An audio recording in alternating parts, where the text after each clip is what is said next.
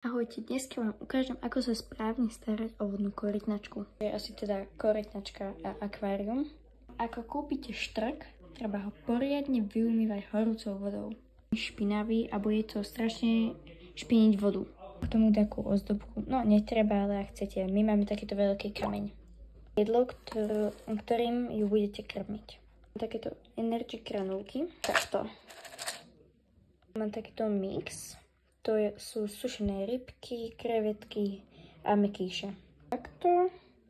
Tu mám takýto čistiaci prostriedok do vody, ktorý čistí teda vodu, pomáha rastu pancieru a spevňuje ho.